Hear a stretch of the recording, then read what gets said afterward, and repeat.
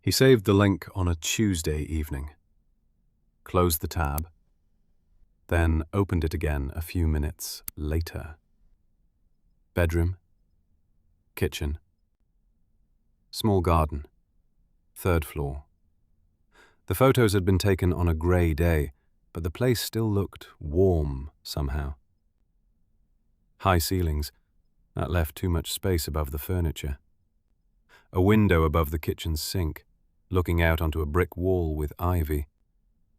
The kind of apartment that probably looked better in person. The rent was high, but not impossible.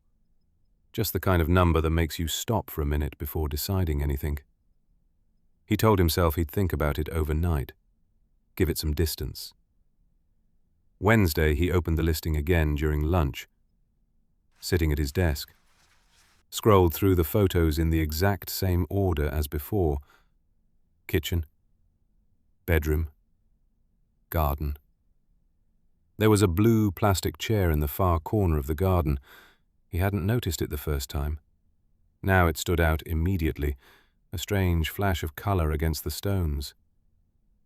He thought about sending a message right then, but he didn't want to write something rushed from his phone. He'd do it properly that evening. At home. With time. Wednesday evening, he got back tired. Not exhausted, just tired in that specific way that makes small tasks feel slightly heavier. He reheated leftovers, the dull hum filling the quiet room. Watched half of something on YouTube, losing track of 20 minutes. Looked at the listing once more before bed. Still available. Thursday morning, he woke up late. By the time he remembered the apartment, he was already putting shoes on near the door. Friday, he opened the listing again. Still there. The blue chair was still in the garden. The same photos. The same kitchen light. He started typing a message, a simple inquiry about a viewing, stopped, deleted it, rewriting the first sentence because it sounded too eager.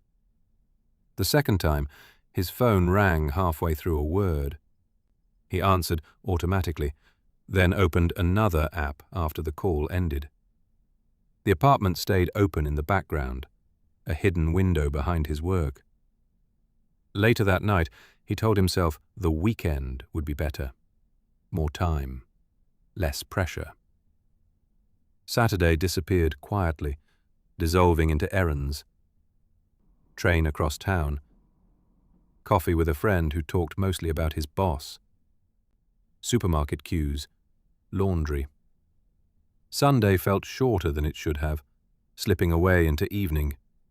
At one point, he thought about the apartment while making lunch, just briefly. He looked toward the laptop on the table, then back down at the pan. He'd do it after eating. He didn't do it after eating. Monday morning, he opened the saved link again. The page loaded slowly, the little loading circle spinning. Then, the photos disappeared. Just empty grey boxes where the warm rooms used to be. At the top of the page, a small line of text appeared. This listing is no longer available. He stared at it for a few seconds, then refreshed the page, hoping it was a temporary glitch. Same result. He closed the laptop. Not hard, just enough for the screen to disappear. About a week later, he saw the apartment again by accident. Someone he vaguely knew had posted a photo online. Kitchen. Window above the sink. Real afternoon light coming in from the side. The apartment looked warmer there than it had in the listing. The caption said something about new beginnings. 12 likes. He looked at the photo longer than he meant to. The blue plastic chair was gone from the garden. He put the phone face down on the table, then just sat there for a while, without opening anything else.